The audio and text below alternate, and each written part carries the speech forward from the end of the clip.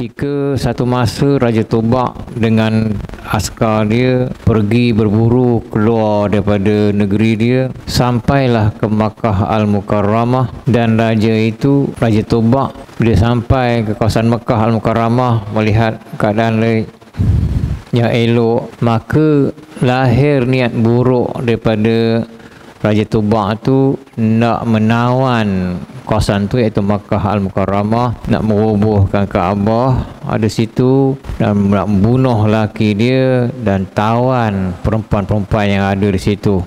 Maka dengan sebab niat dia yang buruk itu, keluar daripada dua telinga dia dan juga hidung dia air, satu cairan yang baunya busuk. Kalau kita torek apa gitu kan, busuk bau dia. Maka dia tanya ahli hikmah tentang tu. Maka ahli hikmah itu, mana pendeta mereka tu tahu yang itu penyakit dari langit. Sedangkan ahli perubatan itu dia mengubat penyakit dunia. Tu dia kata, nahnu nu'aliju amrad dunya la amrad sama. Ini penyakit ni daripada langit, tak boleh ubat. Maka ketika waktu malam, salah seorang dari pendeta mereka cakap pada menteri dia, beritahu aku pada raja, beritahu raja tentang niat dia yang buruk pada tempat ini, kena tarik balik. Maka bila dia nasihatkan raja supaya tarik balik niat buruk dia pada tempat ni, itu Mekah, maka ketika dia tarik balik daripada niat tu, maka terhentilah air busuk keluar dari telinga dia dan juga hidung dia. Dan raja tu beriman dengan Allah pada jam tu juga dan membuat kelambu penutup Kaabah, dan dialah orang pertama sekali yang membuat kelambu Kaabah tu. Kemudian raja tu keluar ke arah Yasrib, ataupun sekarang dikenali dengan Madinah Al-Munawwarah bersama pengiring dia, tentera dia. Maka turun raja itu berkumpul di satu tempat mata air dan berhimpunlah para pendeta untuk membuat keputusan tinggal di tempat ini. Maka ketika raja nak pulang balik, Raja Tobak nak pulang balik ke tempat negeri dia, iaitu India ketika itu, maka pendeta-pendeta itu tak mau ikut. Dia kata, kami nak tinggal di sini kerana di sinilah tempat bangkitnya Nabi akhir zaman. Kalaulah kami tak jumpa Nabi akhir zaman tu, cucu cicit kami akan jumpa Nabi akhir zaman itu, kata pendeta atau ulama. Dan sinilah tempat Nabi akhir zaman akan berhijrah, kata. Maka dia minta kebenaran pada Raja Tobak untuk tinggal di tempat ini. Tempat situ iaitu Madinah Al-Munawwarah, Yasrib ketika itu. Maka Raja Tobak mengizinkan, dan Raja Tobak tulis surat kepada Al-Habib Mustafa sallallahu alaihi wasallam. Padahal Nabi belumlah dibangkitkan lagi. Ketika itu Madinah belum apa lagi. Raja Tobak tulis, ya Muhammad, amantu billahi wa bi rabbika. Wahai Muhammad, aku beriman dengan Allah dan beriman dengan Tuhan kau. Wa ana ala dinik. Aku adalah menurut agama engkau, atas agama engkau. Fa in adraktuka. Kalau aku jumpa engkau, kata dia, kalau aku jumpa engkau, aku atas agama engkau. Fa zalikal ladzi uridu. Itulah yang aku nak, kata Raja Tobak. Wa illa, jika tidak, fashfa' li yaumal qiyamah. Fa inni min ummatikal awalin. Jika tidak, kalau aku tak dapat jumpa engkau, maka berilah aku syafaat pada aku hari kiamat. Maka sungguhnya aku ini daripada umat engkau yang pertama sekali, kata Raja Tobak. Begitu sekali. Belum lagi Nabi muncul, belum diutuskan Nabi, Raja Tobak dah beriman. Raja Tobak tulis surat, ya Muhammad, kata tu tadi, tulis surat itu dan beri surat itu kepada salah seorang ahli hikmat pendeta di situ yang bertanya tentang niat dia tadi tu. Maka raja itu pun dah beri surat itu kepada salah seorang pendeta tu yang tanya dia sakit dia itu, niat dia tu, suruh sampaikan surat itu kepada Al-Habib Mustafa sallallahu alaihi wasallam. Sampai kepada anak dia, cucu dia, cicit dia. Maka Raja Tobak pun kembali ke India. Sentiasa surat itu dipelihara di sisi ahli pendeta itu. Mati dia perah pada anak-anak dia, anak dia mati, cucu, cicit, terus. Dan yang terakhir sekali yang memegang surat itu ialah Abu Ayyub Al-Ansari. Abu Ayyub Al-Ansari orang yang terakhir sekali memegang surat Raja Tuba itu.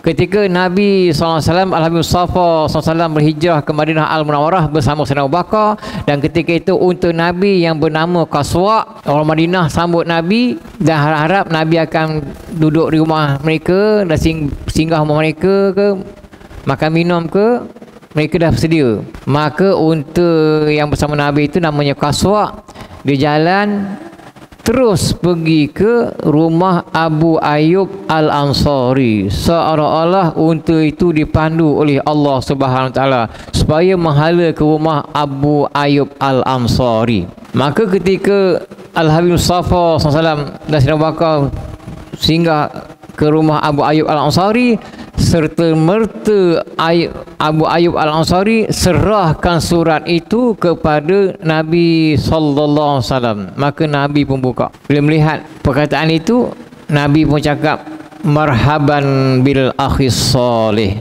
selamat datang ma'alurukan wahai saudaraku yang soleh, yang baik. Itulah. Kemudian sahabat-sahabat tengok tarikh surat itu dan juga tarikh Nabi datang ke Madinah Al-Munawwarah, maka dia dapati bahawa tarikh surat itu dengan Nabi datang ke Madinah itu jarak dia ialah 1000 tahun. Lama surat tu.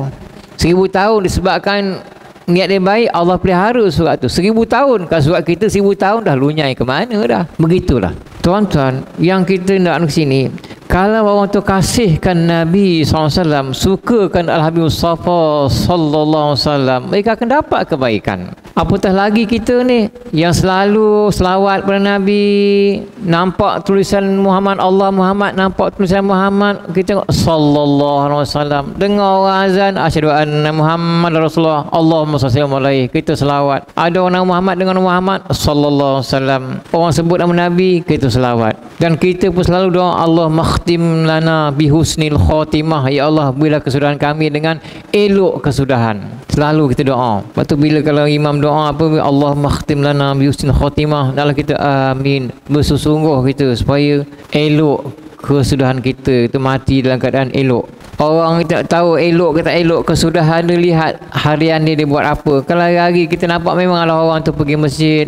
Yelah, kalau pergi masjid tu kan ni iktikaf, kalau ada duit masuk tabung, campur dengan jemaah, ada kuliah duduk kuliah, dengar kuliah, kalau ada majlis maulud pergi, ada ceramah-ceramah apa gini, kuliah pergi, suka kebaikan, campur orang baik. Kita kalau peti orang tu memang elok kesudahan dia. Tak boleh pergi tempat yang tak elok, yang tidak Allah suka. Pergi ke masjid, pergi ke surau, tempat yang suka. Kalau Allah hari-hari kita memang dengar nama Nabi disebut, kita baca selawat. Sekarang ni musim maulud, orang asyik maulud kan, jemput kita pergi, suka kita pergi dengar ceramah, walaupun tak ada apa, kita suka bersama orang-orang yang baik. Begitu. Jika suka kita dengan perkara-perkara yang baik, apatah lagi ada kaitan dengan Nabi sallallahu alaihi wasallam, insya-Allah elok kesudahan kita. Kerana hari-hari kita melakukan perkara-perkara yang baik. Kita tidak musuh Nabi. Sebaliknya kita, walaupun kita tak dapat nak buktikan kita ni kasihkan Al-Habib Mustafa sallallahu alaihi wasallam, tetapi dengan adanya kita selawat, kita hadir majlis ilmu, kita suka majlis-majlis yang dekat, yang menyebabkan kita ingat pada Nabi, macam maulid ini, orang cerita pasal Nabi kita mendengar, kita suka orang baca kisah Nabi, berjanji apa ke suka. Itulah yang elok. Kalau dulu Abu Jahal sejak hidup dia, daripada hidup sampailah mati, membenci Nabi sallallahu alaihi wasallam, sampai mati pun dia benci. Kenapa? Memang dia hidup bencikan Nabi sallallahu alaihi wasallam. Abu Jahal, nama dia Amru bin Hisham. Nama Abu Jahal Amru bin Hisham. Ketika Syekh An-Nisaburi turun surah Ar-Rahman, Nabi cakap pada sahabat, siapa nak membacakan surah ini pada ketua-ketua Quraisy, termasuk Abu Jahal? Maka kata Ibnu Mas'ud, iaitu Abdullah bin Mas'ud, saya ya Rasulullah akan baca ke kata mereka. Kan surah Ar-Rahman tu banyak, fabi ayyi ala rabbika tukadziban, kan ada berapa ulangan, buat ulang. Abdullah bin Mas'ud yang sahabat tu pendek rendah tu, dibaca depan Abu Jahal, laknatullah. Maka bila dibaca surah Ar-Rahman di hadapan Abu Jahal, laknatullah ni, Abu Jahal serta-merta lempang Ibnu Mas'ud. Fasyakka uzunuh, maka pecah telinga sini Abdullah bin Mas'ud. Maka bila Al-Habib Mustafa SAW lihat betapa sedihnya Nabi SAW bila Abdullah bin Mas'ud tengok telinga dipecah ni, dilempang, ditampak oleh Abu Jahal. Kemudian Nabi melihat dan nampak Jibril alaihissalam ketawa. Ketika itu Nabi nampak Jibril ketawa. Maka Nabi tanya Jibril, ma yudhikuk, apa yang buatkan kau ketawa ni wahai Jibril? Dan malaikat tu ada diberi sekali-sekala sifat manusia, diberi sekali sifat manusia. Maka Jibril menjawab, engkau akan tahu wahai Muhammad masa perang Badar nanti. Masa perang Badar engkau tahulah. Maka ketika perang Badar, Abdullah bin Mas'ud dia tak ikut, dia rendah. Macam mana dia kecil rendah kan nak perang. Tapi Abdullah bin Mas'ud ketika perang Badar datang juga, tetapi telah habis perang. Maka Abdullah bin Mas'ud radhiyallahu anhu, Sayyidina Abdullah bin Mas'ud radhiyallahu anhu ketika itu dia cakap, ya Rasulullah, kata dia, aku datang ni dah ambil sisa perang dah. Mana dah penghabisan, ambil sisa je, ujung je. Maka Al-Habib Mustafa sallallahu alaihi wasallam pun cakap pada Ibnu Mas'ud, carilah siapa yang hidup lagi, kata Abdullah bin Mas'ud, carilah mana orang kafir hidup lagi, faqtulhu, maka bunuhlah, falaka ajru syahidin, maka engkau akan dapat pahala seperti orang syahid, mati syahid. Carilah. Abdullah bin Mas'ud ni pun dia jalan. Maka dia nampak Abu Jahal yang lempang itu, berdarah telinga pecah.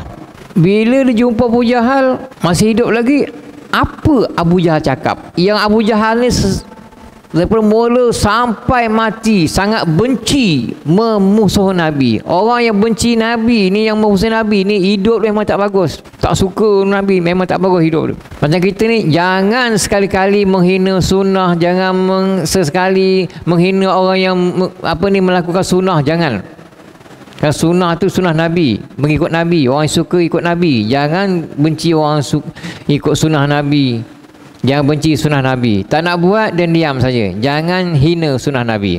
Maka Abu Jahal cakap pada Abdullah bin Mas'ud, akhbir sahibaka Muhammadan, beritahu sahabat engkau tu Muhammad, kata Abu Jahal kepada Sayyidina Abdullah bin Mas'ud, beritahu dia, annahu abghadul khalqi ilayya fil hayati wa fil mamat, sesungguhnya kawan kau tu makhluk yang paling aku benci sekali dah hidup mati aku, kata Abu Jahal. Begitu sekali, beritahu kawan kamu Muhammad tu, dia bukan orang yang paling aku benci hidup mati aku, kata Abu Jahal. Abdullah bin Mas'ud degak kerat kepala dia dengan pedang tu, tak boleh. Abu Jahal cakap, ni pedang ni, kata dia. Gitu sekali bodohnya dia, kerat. Maka Abdullah bin Mas'ud pun nak bawa kepala dia angkat, tak terdaya. Maka Abdullah bin Mas'ud kerat telinga dia, geramnya kerat telinga dia, nak bawa jumpa Nabi yang bukti dia dah bunuh Abu Jahal, tak terdaya. Ketika itulah Jibril ketawa tengok Ibn Mas'ud bawa telinga ke kepala Abu Jahal, tak boleh. Jibril ketawa. Jibril cakap, uzun bil uzun wa ra'su ziyadah, telinga dan telinga. Kerana hari itu Abu Jahal ni merosakkan telinga Sayyidina Abdullah bin Mas'ud. Kali ini Abdullah bin Mas'ud kerat telinga dia, pecah kan. Maka Sayyidina Abdullah bin Mas'ud ni beritahu Nabi tentang apa yang Abu Jahal suruh sampaikan pada Nabi tadi. Dia kata, annahu abghadul khalqi ilayya fil hayati wa fil mamat, dia tu paling aku benci hidup dan mati aku. Faqala Nabi sallallahu alaihi wasallam, maka Nabi SAW pun cakap, Fir'auni asyaddu min Fir'auna Musa, kata Nabi, Fir'aun aku, iaitu Abu Jahal, lebih teruk, lebih dahsyat daripada Fir'aun Nabi Musa. Kenapa? Li'annahu, kerana Fir'aun Nabi Musa yang musuh Nabi Musa, Fir'aun, qala inda mautihi, kerana Fir'aun ketika dia mati tenggelam ke Laut Merah, dia cakap apa? Amantu bima amanas bihi Banu Israel. Itu yang Fir'aun cakap. Fir'aun cakap ketika nak mati, aku beriman dengan apa yang diimani oleh Bani Israel. Bani Israel maksudnya anak-anak Israel. Israel itu bahasa Arab dia Abdullah, dan disebah kepada Nabi Yaqub alaihissalam. Bani Israel maknanya anak-anak ataupun keturunan Bani Yaqub, anak-anak Nabi Yaqub. Israel itu disebah kepada Nabi Yaqub. Sebab itulah bila kita kata oh Israel sana, kita kena elakkan kejamnya Israel. Jangan sebut Israel tu Nabi Yaqub. Cakap kejamnya Zionis. Itu betul. Kerana Israel tu Nabi Yaqub, bukan cakap kejamnya Israel. Maknanya kalau terjemahkan kejamnya Nabi Yaqub, hati-hati tuan-tuan. Tukar depan ni. Zionis betul.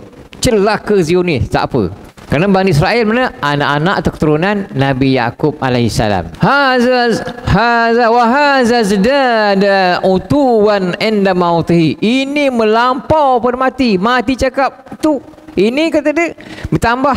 Kalau melampau ketika mati tu pada Abu Jahal. Kerana Fir'aun dia mati sebut aku beriman dengan apa yang diimani oleh Bani Israel. Itu Fir'aun bila mati cakap. Sedangkan Abu Jahal cakap Nabi itu sebenci-benci makhluk di sisi aku, hidup dan mati. Itu yang penghabisan sekali Abu Jahal cakap. Mana yang bagus dua perkataan tu? Dah tentulah perkataan Fir'aun tu bagus. Dan pada Abu Jahal itu Allah menyebutkan, Allah menguatkan turian Abu Jahal. Kata pengarang tu, banyak akadallahu turiyana Abi Jahlin la'anahullah biqaulihi innal insana la yatgha. Semua manusia itu melampau. Itu yatajawazul hadda, melampaui had, melampaui batas. Abu Jahal yatakabbaru ala rabbih, takabur dengan Tuhan mereka. Macam mana takaburnya Abu Jahal laknatullah? Wa kana iza zada maluhu, bila bertambah harta dia, zada fi siyabihi, tambah lawa pakaian dia.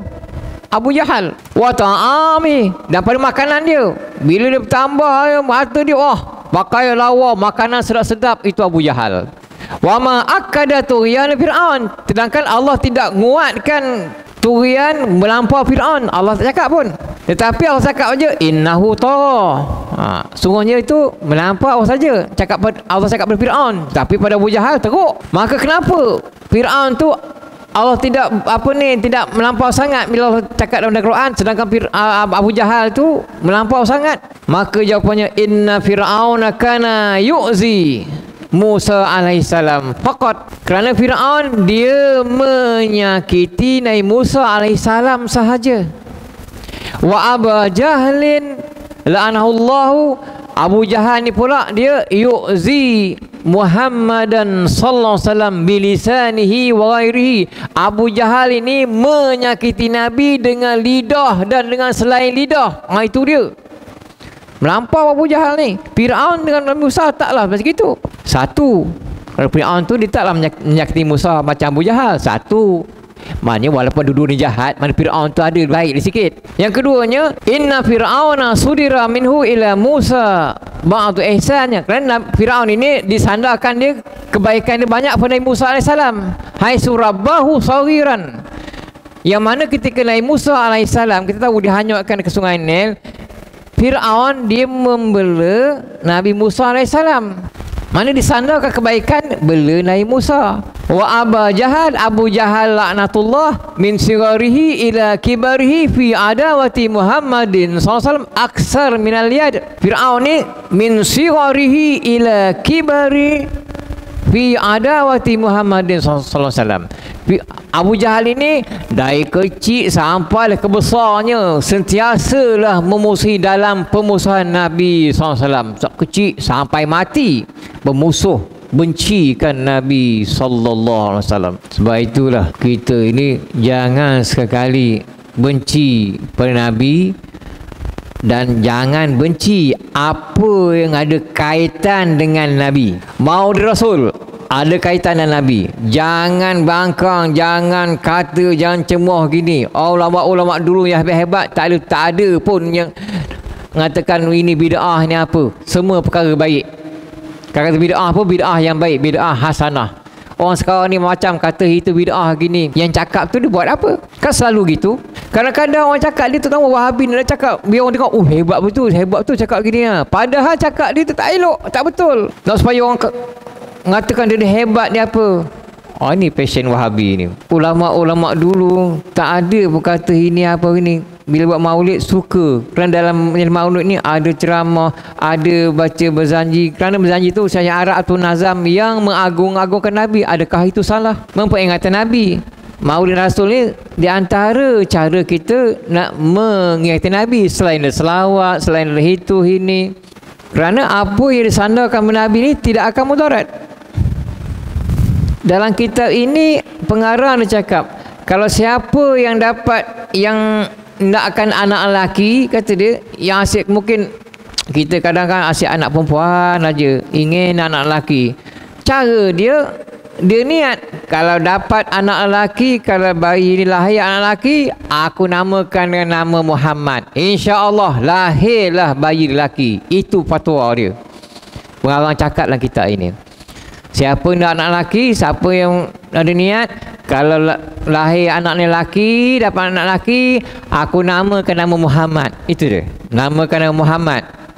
Lahirlah bayi lelaki. Dan kalau lahir bayi lelaki tu, kalau tak namakan Muhammad, tak apa. Tapi kalau nazar, kena namakan. Tapi kalau cakap biasa, bukan nazar, tak apa. Ataupun nama juga Muhammad juga. Muhammad Hafiz ke, okey juga. Tapi nak senang, namakan Muhammad saja. Kerana Muhammad tu betul-betul nama yang sama dengan Nabi sallallahu alaihi wasallam. Kalau nama Muhammad Hafiz, maknanya ada nama Muhammad situ. Kalau cakap Muhammad Yasin, Muhammad tu nama Nabi. Yasin tu kata nama Nabi juga. Yasin, Taha, nama Nabi juga. Kalau kita baca Yasin, Yasin sallallahu alaihi wasallam, ataupun surah Taha, Taha sallallahu alaihi wasallam. Begitulah kita nampak. Sebenarnya saya kata tuan-tuan, dulu kita nampak tulisan Allah Muhammad, nampak Muhammad sallallahu alaihi wasallam, nampak la ilaha illallah Muhammad Rasulullah, kalimah Muhammad sebelah tu dan kalimah Allah tu nampak tu sallallahu alaihi wasallam. Allah muliakan Nabi, letak nama Nabi tu sebelah dia la ilaha illallah Muhammad Rasulullah, kalimah lafzul jalalah tu sebelah dia nama Muhammad. Dan Allah takkan letakkan di sampingnya orang yang bukan calon punya orang, melainkan orang betul-betul kasihkan orang tu. Kebetulan yang letak itu nama Muhammad, dan tentulah Allah kasihkan Muhammad sallallahu alaihi wasallam. Nabi sallallahu alaihi wasallam pernah tempah satu bentuk cincin kepada seorang Yahudi. Tempah cincin, seorang Yahudi suruh Nabi suruh seorang Yahudi tu buatkan Nabi cincin dan tulis la ilaha illallah. Bila cincin tu siap, Nabi pergi ambil pada orang Yahudi cincin tu. Nabi lihat yang ditempah la ilaha illallah, tapi ada tertulis Muhammad Rasulullah. Kenapa ada ni? Orang Yahudi tu tak buat pun, dia buat la ilaha illallah tu, ada kalimah tambah Muhammad Rasulullah. Ngapa gitu? Maka bila Nabi lihat ada tertulis Muhammad Rasulullah, dia mana datang ni tak tahu. Yelah, Yahudi tu mungkin tengok saya tak buat tu dia, saya buat yang ni je. Maka turun Jibril alaihi salam. Apa kata Jibril? Ya Rasulullah kata, innallaha ta'ala yuqri'uka salama. Allah kirim salam pada Tuhan, kata dia. Wa yaqulaka, dia cakap pada Tuhan, in katabta ahabbal asma ilaika. Kalau engkau Muhammad menulis nama yang sekasih-kasih nama di sisi engkau, iaitu nama Allah, la ilaha illallah, nama Allah. Wa ana, kata Allah, aku katabtu ahabbal asma ilayya, maka aku pula, kata Allah, tulis nama yang orang paling aku kasihi, iaitu Muhammad.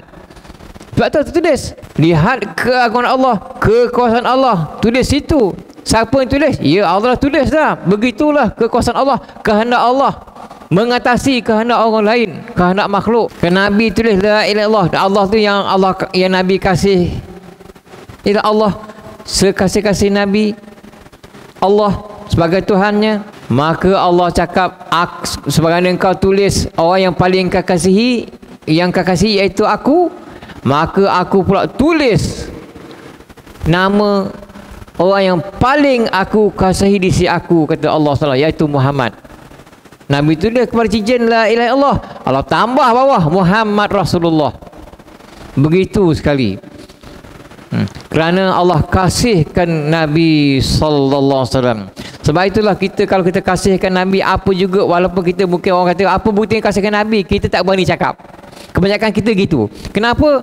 Kita tahu kita ni kasihkan Nabi macam manalah, kita sikit sangat. Tapi kalau sebut nama Nabi, kita selawat. Orang sebut, kalau baca hadis kan, orang baca hadis qala Rasulullah sallallahu alaihi wasallam. Bila orang sebut sallallahu alaihi wasallam, kita ikut selawat sallallahu alaihi wasallam, ataupun Allahumma salli alaihi. Kita baca Quran, ya ayuhan nabi, tahu itu dimasukkan Nabi siapa? Nabi sallam, selawat sallallahu alaihi wasallam. Wa ma Muhammadun illa rasul, Allahumma salli alaihi. Alam nasyrah laka sadrak, apa tidak kami lapangkan bagi kamu dada kamu wahai Muhammad. Tahu yang masuk kita lah Nabi sallallahu alaihi wasallam. Dengan azan asyhadu anna Muhammad, sebut Muhammad sallallahu alaihi wasallam. Alangkah bagusnya kita ketika itu selawat kepada Nabi sallam. Kalau kita ini kasihkan Nabi sallallahu alaihi wasallam, kasihkan orang yang dikasihi oleh Allah Taala iaitu Nabi, takkanlah Allah balas kita balasan yang macam mana yang kita agak, tak, tentulah lebih. Kerana selawat pada orang yang Allah kasih. Kerana kita kasihkan kepada orang yang dikasihi oleh Allah Subhanahu Wa Taala, berlebih-lebih lagi balasan Allah Subhanahu Wa Taala. Sedangkan Raja Tubak ini yang kita lihat, sahabat yang kasihkan Nabi itu, bagaimana mereka itu mendamping Nabi selalu. Kita ni kalau Raja Tubak tadi belum jumpa Nabi dah beriman. Kita dah lepas Nabi. Raja Tubak sebelum Nabi, kita dah lepas Nabi. Mana Nabi dah wafat, tetap kita juga beriman dengan Nabi SAW. Walaupun kita tidak bersama Nabi sebagai sahabat, kita tidak lihat Nabi SAW, tapi kita beriman dengan Nabi SAW. Dah kita syukur, Alhamdulillah. Mudah-mudahan dengan kita banyak berselawat, kita banyak melakukan perkara-perkara yang baik, pergi ke tempat yang Nabi suka, tempat yang Allah suka, yang Nabi suka, mendengar perkataan yang Allah suka, Nabi suka. Ialah mudah-mudahan kita elok kesudahan kita. Kita campur dengan orang yang Allah suka baik-baik, campur dengan orang majlis ilmu, campur dengan orang yang baik. Kita campur dengan orang yang baik, kita jadi baik. Man asyaral asyrafa asya musyarrafa, katanya Arab. Siapa yang man asyaral asyrafa asyal musyarrafa, siapa yang campur dengan orang yang baik, dia hidup dalam keadaan baik. Wa ma'asirul anzali ghair musyarrafi, yang campur dengan orang yang hina tak akan jadi mulia. Awalam taral jidal hakir, apa kata lihat kulit kambing. Awalam taral jidal hakir mukabbalan, kulit kambing yang hina tu dicium orang bisari di muka. Lamma sara jildal mushafi, bila kulit kambing tu bercampur dengan Quran, dijadikan sampul Al-Quran. Dulu tak ada sampul lawa macam kita ni, campur dengan kulit kambing supaya mushaf tu tahan. Mushaf tu Quran yang kita baca tu, mushaf tu disampur dengan kulit kambing. Lepas baca surah Allahu Nazim, tercium kulit kambing. Kerana apa? Dia duduk dekat dengan Quran. Mulianya kulit kambing tu dicium pasal apa? Dia berdamping dengan Al-Quran, dicium tu kerana dicampur dengan yang mulia. Kalau kulit kambing campur dengan kompang, memanglah ketuk-ketuk kan, kambing ketuk apa lagi diketuk. Yang tadi tu campur dengan mushaf, dicium. Yang ini diketuk. Mana bagus, dicium ke diketuk? Macam kita lah, kalau orang ketuk kita, aduh. Tapi bila orang cium kita, kau ni kan lain macam. Begitulah tadi, kalaulah kita ni hidup dengan baik, banyak berselawat, banyak buat kebaikan, pergi ke tempat yang baik, campur yang baik, insya-Allah eloklah kita kesudahan, iaitu husnul khatimah, insya-Allah. Orang doa Allah makhtim lana bi husnil khatimah, kita cakap amin. Mudah-mudahan begitulah kita. Kalau hidup keadaan yang baik, maka matilah dalam keadaan baik. Begitulah harapan kita. Mudah-mudahan kebaikan kita buat itu mendorong kita sampai kita mati suka melakukan kebaikan, dan kita suka dengan Nabi sallallahu alaihi wasallam, suka berselawat, suka pergi majlis-majlis yang ada kaitan dengan Nabi. Kita tidak benci Nabi, walaupun kita, kalau orang cakap seperti mana saya katakan tadi, kalau nak cakap nak buktikan kita kasihkan Nabi, kita tak berani nak cakap. Tapi sekurang-kurangnya kita, bila orang sebut nama Nabi, kita selawat. Majlis maulud salah satu untuk ingat Nabi, kita kita pergi, orang dengar masjid berjanji, kita dengar, diam dengar, selawat. Begitulah. Kerana orang itu nak tahu mati dia macam mana, lihat keadaan hidup dia harian. Kita tahu dia mati macam mana. Kalau hari nampak dekat tempat beli nombor ekor, nampak dekat situ, kita dah agak ni. Kalau tak bertaubat ni, wah, berat, susah. Lepas tu kita dah umur peringkat usia emas ini, elok kita tukar, ubah segera. Kalau dulu cakap yang tak elok kan, cakap elok, sekarang cakap elok-elok. Cakap kita banyak selawat, cakap elok, banyak berzikir. Pergi tempat-tempat yang elok, tinggalkan tempat yang tak elok kita dulu. Kalau cakap dulu macam kita kan dah tua ni, masih lagi mencarut, cakap tak elok lagi, buang. Usahakan cakap elok. Itu ganti apa kata yang elok? Insya-Allah, alhamdulillah, masya-Allah. Begitu sekali. Jadi mudah-mudahan dengan kita melakukan perkara yang elok-elok setiap hari, insya-Allah mati kita elok. Wallahu subhanahu wa ta'ala a'lam. Assalamualaikum warahmatullahi wabarakatuh.